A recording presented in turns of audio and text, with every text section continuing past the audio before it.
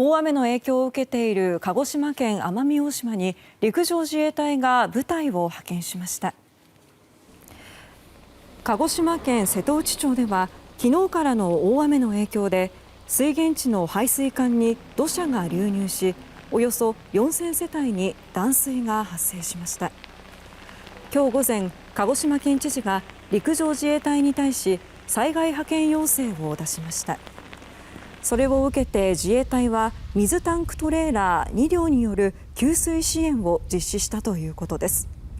また鹿児島県庁奄美市役所などに合わせて10人の連絡員を派遣しました。